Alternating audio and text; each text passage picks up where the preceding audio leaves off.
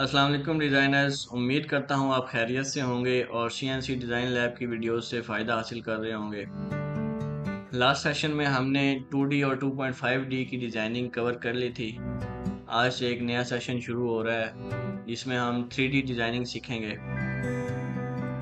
अगर आप इस चैनल पे नए हैं तो आपको मैं रिकमेंड करूँगा कि पिछली वीडियोस लाजमी देखें, क्योंकि उसमें बताया गया है कि वेक्टर्स कैसे बनाते हैं, वेक्टर्स को एडिट कैसे करते हैं और सॉफ्टवेयर के लेआउट के बारे में बताया हुआ है कि वो कैसे सेट करते हैं। आपके पास बाय डिफ़ॉल्ट जब आप आर्टकैम प्रीमियम 2018 इंस्टॉल करते हैं और उसे चलाते हैं तो इस तरह से लेआउट नहीं आता जैसे ये इस वक्त मेरे सॉफ्टवेयर का आ रहा है। इसको खुद सेट करना पड़ता है। तो ये मैंने पिछली वीडियोस में बताया हुआ है।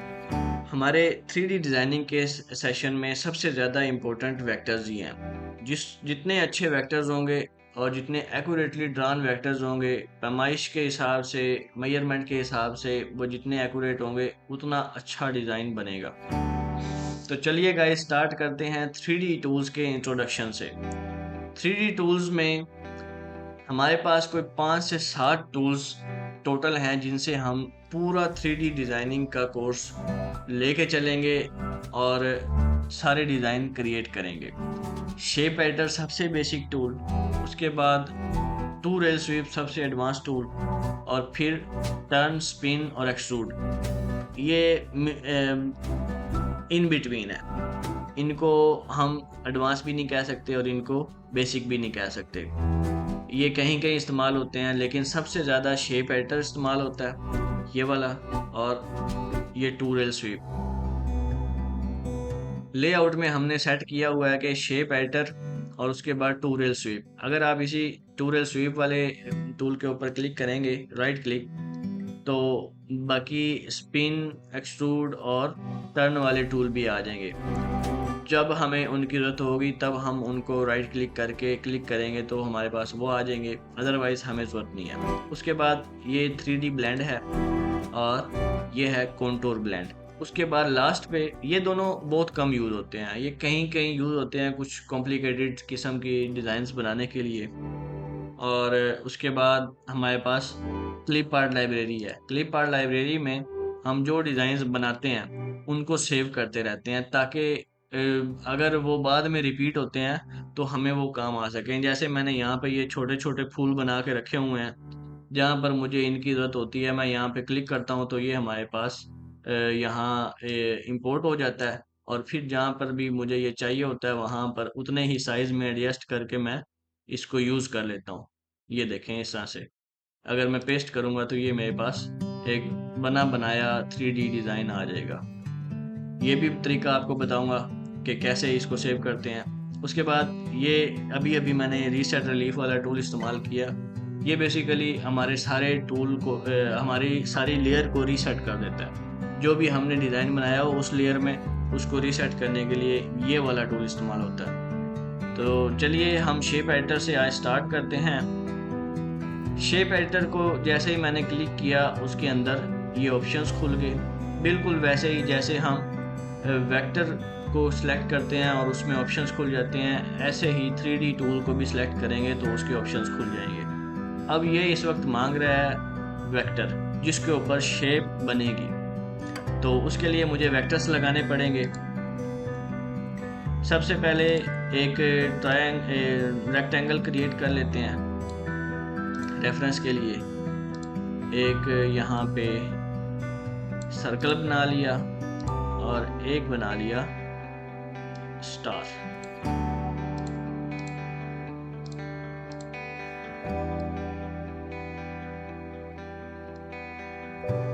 सर्कल को अगर हम सिलेक्ट करें और फिर शेप एडिटर में जाएं तो अब ये पूछ रहा है कि आपने किस तरह की प्रोफाइल देनी है। शेप प्रोफाइल किस तरह की चाहिए आपको? हमें चाहिए राउंड में। जैसे मैंने राउंड पे क्लिक किया उसने अपनी मर्जी से एक डिफ़ॉल्ट एंगल दे दिया और इधर से इसकी एक डिफ़ॉल्ट शेप बना दी। ये देखें इस तरह से।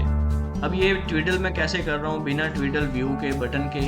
ये बेसिकली मैंने इस वक्त माउस का स्क्रॉल व्हील क्लिक किया हुआ है। अगर आपके माउस का स्क्रॉल व्हील क्लिक नहीं होता तो आपको अपना माउस चेंज करना चाहिए क्योंकि ये बहुत ज़्यादा अप्लाई होता है इसमें और इसकी बड़ी ज़रूरत होती है। हमें हर 2 मिनट बाद इसको ऐसे ट्विडल करके साइडों से देखना पड़ता है कि हमारा डिज़ाइन सही बन रहा है या नहीं बन रहा। खैर, इसको देखें, ये इतना सा बन रहा है। अब मुझे इसकी ये जो गोलाई है ये इतनी नहीं बल्कि ज़्यादा चाहिए, तो मैं क्या करूँगा, मैं इसका एंगल बढ़ा दूँगा ऐसे। ये इस टाइम बिल्कुल जितना इस सर्कल का रेडियस था उतनी हाइट के हिसाब से ये ऐसे गोल डोम सा बन गया है। अगर मैं चाहूँ तो इसकी हाइट को कंट्रोल भी कर सकता हूँ। उसके लिए ये पैरामीटर्स दिए गए हैं, स्केल टू हाइट। यहाँ पे मैं 5 mm दूंगा या फिर 15 mm दूंगा, तो ये 15 mm तक उसने गुलाई को स्केल कर दिया, कंट्रोल कर लिया। लेकिन अगर मैं लिमिट टू हाइट करूंगा तो वो 15 mm तक गुलाई लेके आएगा और उसके बाद प्लेन कर देगा। तो ये हमारी डिपेंड करता है डिज़ाइन पे कि हमें किस तरह का डिज़ाइन चाहिए। स्टार्ट हाइट किस लिए है जी? स्टार्ट हाइट है नीचे से बिल्कुल सीधा प्लेन इसके नीचे ऐड करने के लिए। फॉर एग्जांपल मैं 10 mm का, मैं चाहता हूँ कि इसके नीचे 10 mm का प्लेन ऐड हो जाए। मैं 10 mm लिखूंगा तो ये देखें इसके नीचे 10 mm का प्लेन ऐड हो गया। अच्छा, अगर मुझे लग रहा है कि इसकी ये वाली जो गुलाई है ये ज़्यादा तेज़ है, इसको थोड़ा कम करने के लिए मैं क्या करूँगा, इसका एंगल कम करूँगा। ये देखें इस तरह से। और मज़े की बात ये है कि अगर हम यही एंगल माइनस में करेंगे तो ये अंदर की तरफ बन जाएगा इस तरह से। कनकेव और कन्वेक्स आपने पढ़ा हुआ होगा, तो ये बिल्कुल वैसे ही काम कर रहा है इस तरह से। चलें इसे यहाँ पे अप्लाई करते हैं। अप्लाई किया तो उसको कैंसिल कर दिया। अब ये हमारे पास एक शेप बन चुकी है। अब हमारा ये वाला वेक्टर इररेलेवेंट है। अगर हम चाहें तो इसको डिलीट भी कर सकते हैं, यानी कि वेक्टर्स बनाने के लिए तो ज़रूरी हैं लेकिन उनको आगे रखना या कैरी ऑन करना ज़रूरी नहीं है। अब ये स्टार शेप को सिलेक्ट कर लेते हैं और इसको बनाने की कोशिश करते हैं। इसको स्केल से बना के देखते हैं इस तरह से। ये देखें, ये अब उसके ऊपर ऐड हो रहा है। हम इसको करेंगे 23 तक। इसको लिमिट हाइट करेंगे तकरीबन 5 mm। ये देखें इस तरह से, बल्कि ज़्यादा कम कर लेते हैं, 3 कर लेते हैं ऐसे। और उसके बाद इसका जो एंगल है ये बढ़ा लेते हैं थोड़ा सा, और इसको थोड़ा सा ना स्टार्ट हाइट भी दे देते हैं 1 mm की इस तरह से। ये देखें, अब ये सारा जो है ये हमारे प्रीवियस शेप के ऊपर ऐड हो रहा है। लास्ट पे अगर आप देखें तो रिलीफ कंबाइन मोड है, यानी कि जो हम इस वक्त रिलीफ बना रहे हैं वो पिछले रिलीफ के साथ कैसे कंबाइन होगा, उसका मोड क्या होगा। इस वक्त ये ऐड मोड में है। अगर हम सबट्रैक्ट करें तो यही चीज़ उल्टी उसके अंदर जैसे खुदी हुई होती है उस तरह से बन जाएगी ऐसे। अब ये ऐसे लग रहा है जैसे स्टार इसके अंदर बना हुआ है। अगर हम इसकी स्टार्ट हाइट ख़त्म कर दें तो ये देखें इस तरह से। तो इस तरह के भी कुछ डिज़ाइन होते हैं जिसमें इस तरह की चीज़ें बनानी होती हैं। इसको फ़िलहाल इसी तरह से सबट्रैक्ट करके अप्लाई कर दें। तो अब ये वाली रेक्टेंगल उठा लें और इसके ऊपर शेप एडिटर इस्तेमाल करते हैं, बल्कि इसको एक बार इधर रखते हैं, यहाँ पे थोड़ा बढ़ा लेते हैं ताकि ये इससे बाहर आ जाए।